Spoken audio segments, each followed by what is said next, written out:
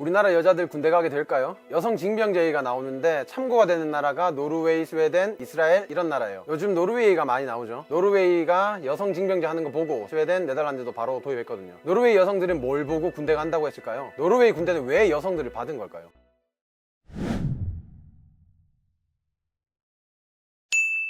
노르웨이에서 여성 징병제 논쟁이 불붙은 건 2013년입니다. 그때 여성들 징병해야 된다고 하는 찬성 논리는 이거였어요. 여성들도 군대 가는 게 진정한 성평등이다. 우수한 여성들을 군대가 받아들이면 국방력도 올라간다. 우리는 성평등 국가니까 여성이 군대 가는 게 원칙상 당연하고 여성들 중에서도 우수한 인재가 많은데 전체 인구 절반인 여성을 빼고 군대 운영하는 건 문제가 있다는 거였죠. 근데 같은 당 내에서도 서로 의견이 갈리고 장관끼리도 생각이 다르고 난리가 났는데 그때 나온 얘기를 보면 노르웨이 행정부 장관이 이렇게 말해요. 우리나라 남자들 출산 휴가도 쓰고 육아도 잘하는 거 아는데 그래도 아직은 여성들이 육아에 더 큰 부담을 느낀다. 여성이 남성보다 임금도 덜 받는다. 운동장이 기울어져 있는데 여성에게 징병까지 부과하는 거는 잘못이다. 그러니까 외무부 장관이 이래요. 우리가 언제부터 양성이 완벽하게 동등해져야만 이런 얘기 꺼낼 수 있는 사람들이었냐. 사회가 필요하다고 느끼면 변화해야 하는 게 맞다. 사실 군대 입장에서 봐도 최악의 남자가 오는 것보다 최고의 여자가 오는 게 낫다. 그래서 국회에서 찬반 투표를 했는데 중도인 기독민주당 빼고 좌파 우파 정당은 모두 찬성표를 던져서 국회의원 95명 중에 90명이 찬성하는 압도적 표결로 여성 징병제가 도입됐어요. 이제 2014년 법 개정하고 2016년 여름부터 여자들이 진짜 군대를 들어가요. 19세에서 44세 남녀가 징집 대상자가 된 겁니다.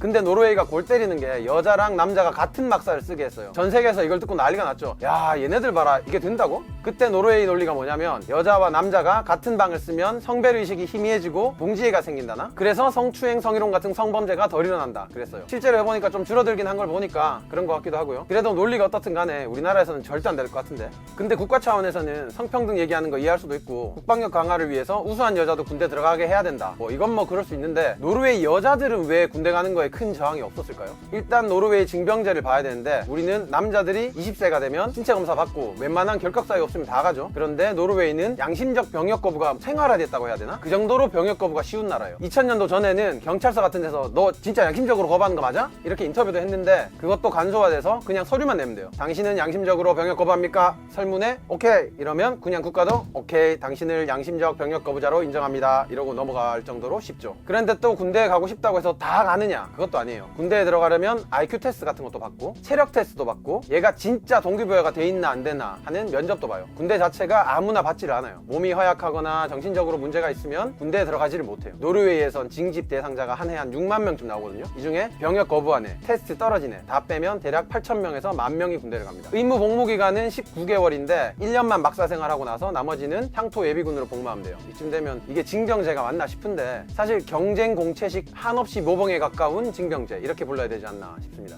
Only a few of them, a small part, 10 to 15%, are actually putting on the uniform and being educated. Well, they can carry on their life as they want. 하여간 군대 자체도 월급, 복지 이런 게 우리나라 비교가 안 되죠. 일단 묻지도 따지지도 않고 군대 들어오면 월급으로 5,400크로나를 줍니다. 그러니까 입영 월급이 우리 돈으로 72만 원. 여기에 혹시 파트너랑 같이 사냐? 그러면 5,000크로네 더 주고. 파트너가 애 있냐? 그러면 5,000크로네 더 주고. 아, 니도 자식 있다고?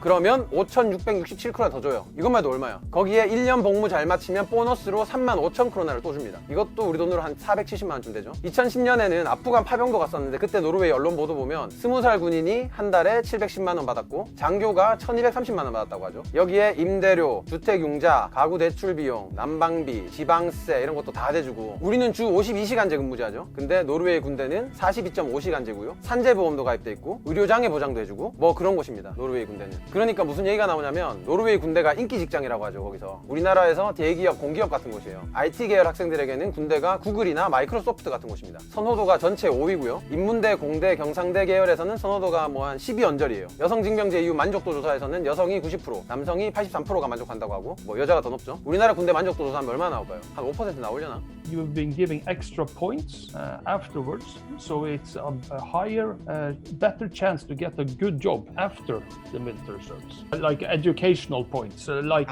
grades in school. Yeah. 노르웨이가 이게 가능한 게 일단 군대 전체 다 해봤자 한 23,000명쯤 되니까 숫자가 얼마 안 돼요. 소수 정예의 최고급 복지 이게 가능하고 무엇보다 노르웨이라는 나라 자체가 돈이 엄청나게 많습니다. 마트 가면 노르웨이산 고등어, 연어 보이죠. 그래서 생선 팔아서 먹고 사는 나라인 줄 아는데 노르웨이 사람들 들으면 섭섭하죠. 우리는 세금 걷어서 복지하는데 노르웨이는 노르웨이는 세금이 바다에서 납니다. 무슨 말이냐면 노르웨이는 고등어가 문제가 아니고 석유가 나는 나라예요. 조금 나는 것도 아니고 엄청 나옵니다. 2016년 기준으로 생산량이 세계 15위고요. 수출량이 세계 5위입니다. 천연가스도 나고요. 이걸 팔아서 국부펀드를 만들고 펀드를 운용해서 돈을 충당해요. 근데 노르웨이 국부펀드가 세계 몇 등인지 아세요? 기름 펑펑 나는 아랍에미리트, 쿠웨이트, 사우디가 3, 4, 5등이고 중국이 2등, 그 위에 노르웨이가 1등입니다. 전 세계 주식시장 시가총액 1.4%라고 하고요. 애플 주식도 갖고 있죠. 그러니까 젊은 북유럽 페미니스트 여성들도 군대를 거리낌 없이 받아들이고 있죠. 사실 노르웨이 9세대 페미니스트들은 반전평화 운동도 해서 군대 그거 폭력과 침략 집단인데 여성이 가는 게 맞냐 하고 반대했는데 젊은 여성들은 야 우리도 기회평등 좀 누려보자, 공정하게 다 가자, 이렇게 주장했다고 하죠. 이쯤 되면 왜 쟤네들이 우리처럼 남녀가 반으로 딱 갈려서 서로 죽으라고 안 싸우는지 아시겠죠?